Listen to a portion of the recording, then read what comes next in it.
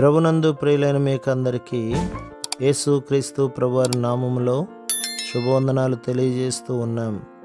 దైవజనుడు బ్రదర్ భక్తి సింగ్ గారి పరిచర్యలో నుండి దైవ మర్మములు మార్చి 12. నిన్ను గొప్ప జనముగా చేసి నిన్ను ఆశీర్వదించి నీ నామమును గొప్ప చేయుదును, నీవు ఆశీర్వాదముగా నొందువు. ఆదికాండం 12వ అధ్యాయం 2వ వచనం.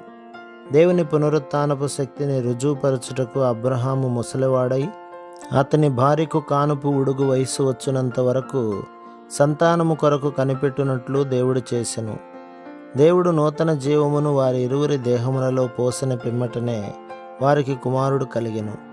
హారానును విడిచిన తరువాత 25 సంవత్సరములు వారెంత వేదన అనుభవించరో మనం ఊహించగలము. అబ్రహాము నీతిమంతుడైనను అతనికి సంతానం అనుగ్రహింపబడలేదు.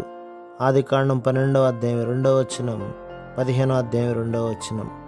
అతడు ఒక కుమారుని కొరకు చాలా కాలం కనిపెట్టి చివరకు తన గృహ నిర్వాహకునికి ఆస్తి అంతయు రాసి ఇచ్చుటకు సిద్ధపడెను. అతనిలోనున్న వేదనగాక అనేకులు అతనిని అపహసించి, దేవుడు నిన్ను గొప్ప జనముగా చేయునని చెప్పితివే, నీకొక కుమారుడైనా కలగలేదే? ఆయనకు నీవు ఇష్టడవైతే నీకొక కుమారుని ఇంతకు ముందే ఇచ్చి ఉండవచ్చును గదా అని ఉందురు. అయినప్పటికీ దేవుడు అతనికి పునరుత్థానపు శక్తినిచ్చు వరకు అబ్రహాము మౌనంగా కనిపెట్టుచుండెను. రోమాపత్రిక 4వ అధ్యాయం 18 నుంచి 25వ వచనం వరకు.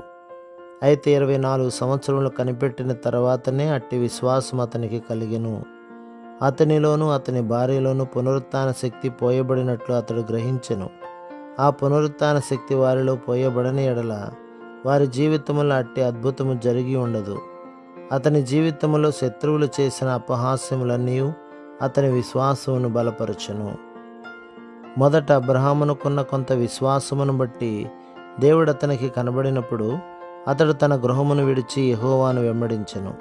అయితే దేవునికి అంత మాత్రమున సంతృప్తి కలగలేదు.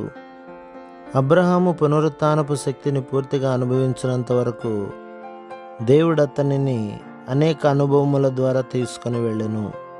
ప్రభు మిమ్మును, మీ కుటుంబములను, మీ సంఘమును దీవించి ఆశీర్వదించునుగాక. ఆమేన్.